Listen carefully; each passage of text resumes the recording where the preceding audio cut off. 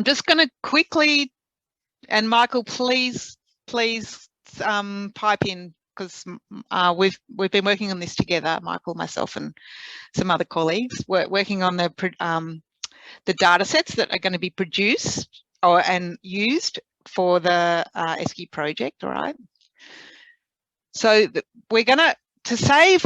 We've been given a lot of feedback that you would like us to, as the climate scientists, you would like us to recommend the data sets for you to use, rather than you have to go through and try and select the different data sets. So this first slide here is what will be known as the standard data sets, and these will be the data sets that will be cover most 80% of the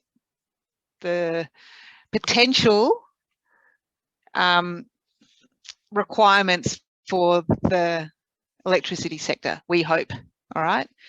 So here you can see, and these are going to be, you don't have to do anything. These will just, you can just click and connect to get these data. All right.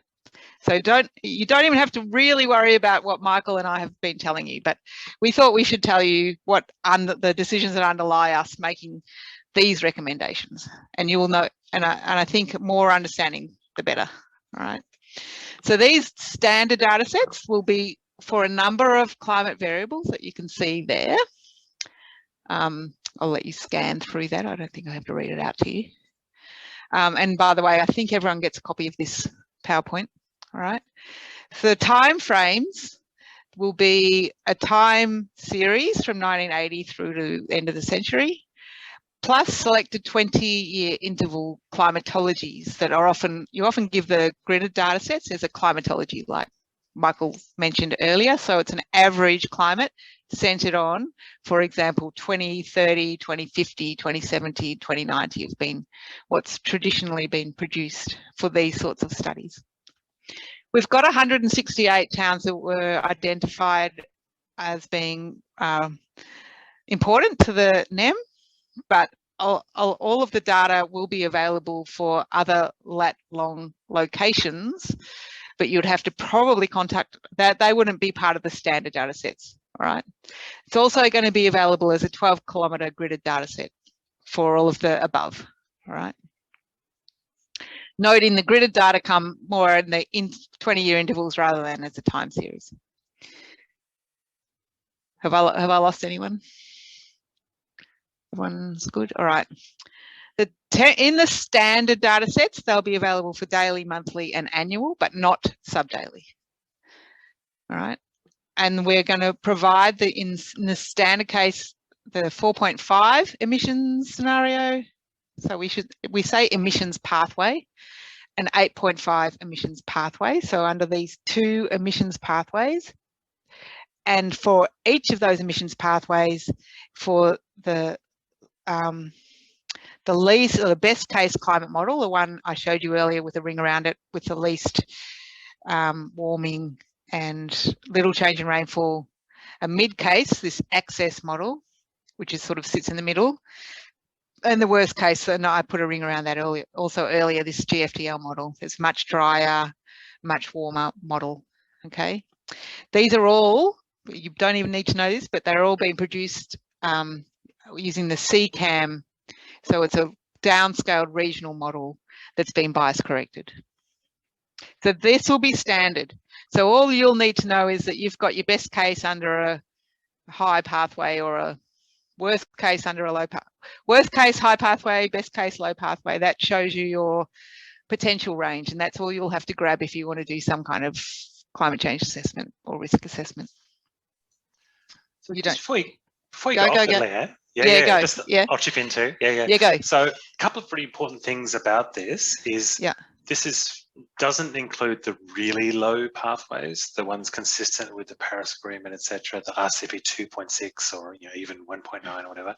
So this was a deliberate choice because those are of interest, especially for emissions mitigation and all that kind of stuff. But to really play out some plausible scenarios or worst case scenarios for adaptation, it's more useful to have detailed information for those medium to high ones. So but they should always be presented with that context of this doesn't include this kind of very low, world going carbon neutral kind of scenarios. That's just got to be kept in mind. And the other thing was the reason we arrived at this was a balance between what people need and providing something that can be used consistently between different analyses. So this will be available for daily, monthly, and annual at high resolution. So you can use it for things that are to do with daily extremes, but also just annual averages. And so to aim for as much comparability as possible, because like the individual choice you might make for one analysis might be slightly different, slightly better for what you want, but this one is hopefully the most useful for the most purposes. But it shouldn't be the only thing you use if you've got the capacity to do more, because you can always explore different options and different data sets and what effect that has. Yeah, I hope that helps, Leanne. It really helps. And so, for example, that means that if Jason does his fire risk study and Christopher does his supply study and they use the same model, same emission scenario, you can kind of compare the output. But if someone's used one model, someone used another model, different emission scenario, you just really don't know how those outputs can compare to each other. This will make it much easier for the sector. So yeah, Michael, do you agree? Yeah, totally. And this is an increasing issue in a lot of areas. Like people might have heard of these financial disclosures now required by private companies, and there's a real interest in making these things comparable, so that if say, I don't know, like an insurance company does a financial disclosure for using some analysis and another one does it, but they've done different choices, one might look better, but that's because of their choices. So this consistency and comparability for disclosures and for analysis is just going to get a bigger and bigger issue. Yeah, thanks, Michael. All right, so, and don't worry, AEMO, this is the one for you guys. The 30-minute temporal scale data set is also supplied, but we don't call it standard because it is really very focused on, well, you could probably correct me, but for all the demand and supply modeling and things like that is way more suited to that sort of thing compared to looking at, for example, asset reliability into the future. So it's a little bit different to what you would.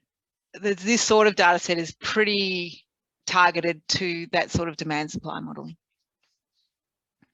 Okay, and that's going to be available under these two emission scenarios for these different sites that have been identified. Again, for this time frame here, and also selected 20-year. Oh, I don't think the 30-minute won't be at selected 20-year intervals. That's an error.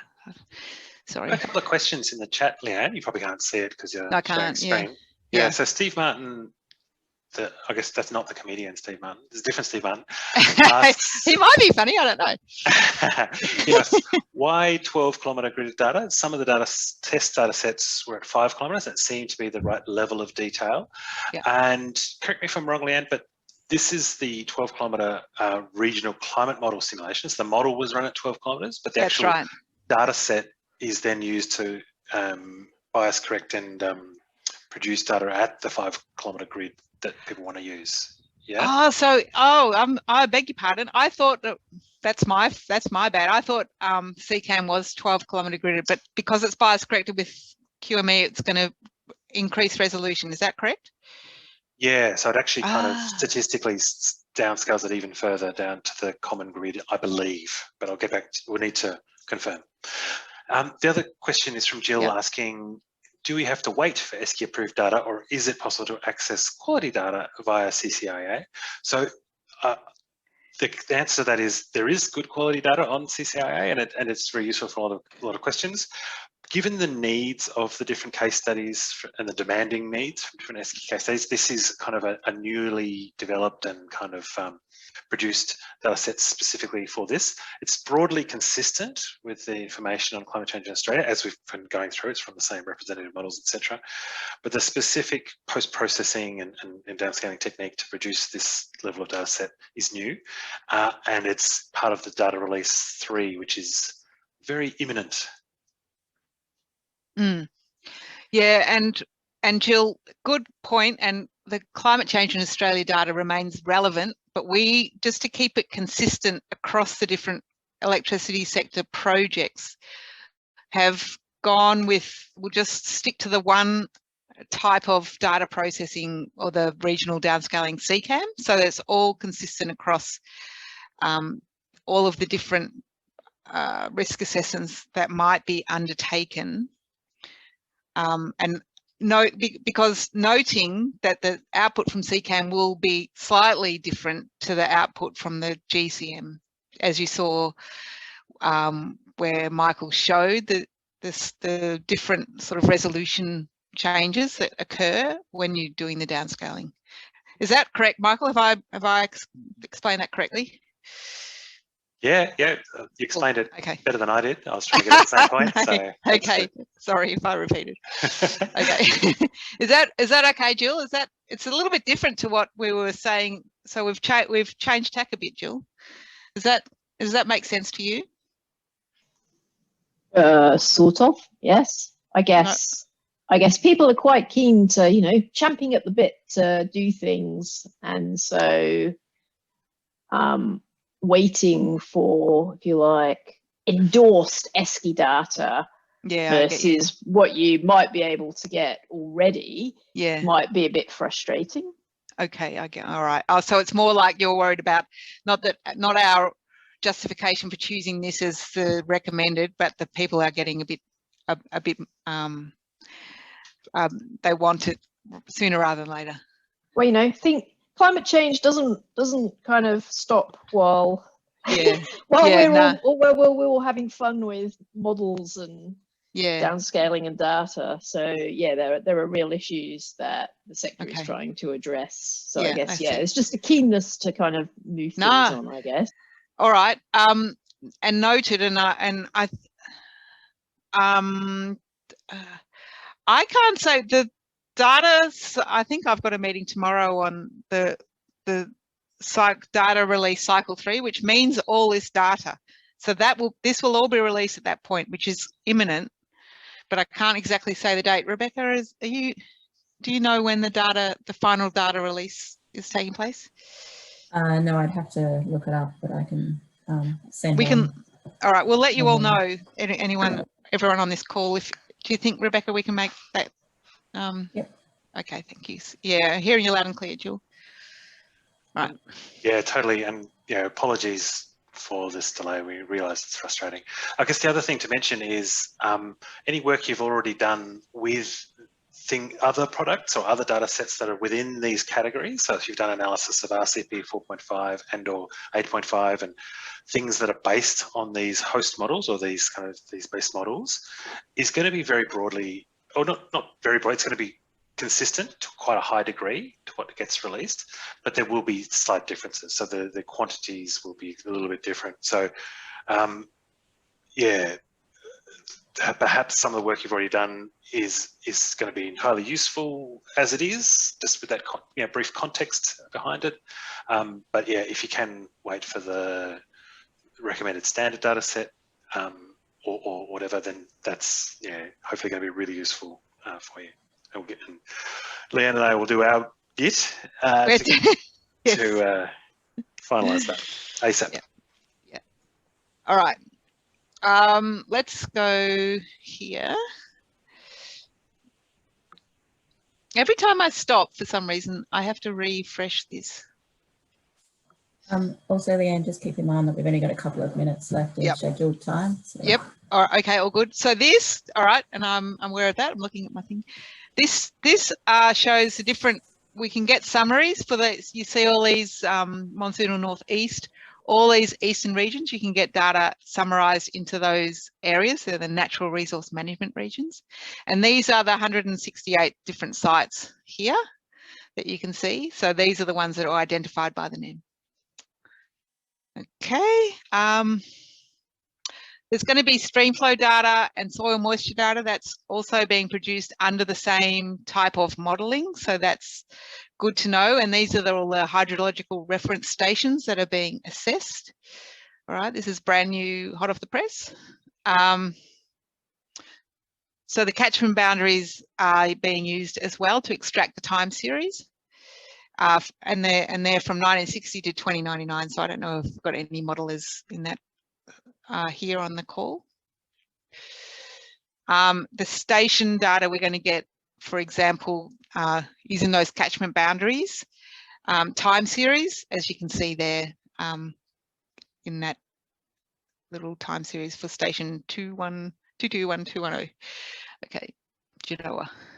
Okay, so this is all coming, and I'm sure you're going to hear a lot more detail about this. It's just a bit of a first glimpse.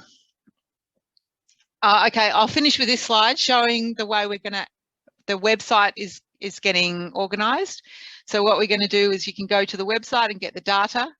We're putting lots of different entry points in, whether you want to enter as part of a like to say you're a hydro power generator, you can enter at this point. You can enter by searching on that you want to understand impact of extreme heat on transmission lines, or you can enter straight into I want temperature projections. And you can get the data as I've shown you in some of those case studies. And the data will come either as time series, gridded maps, threshold maps, summary tables. The actual data will be in either Excel or CSV files or NetCDF files for the gridded data sets.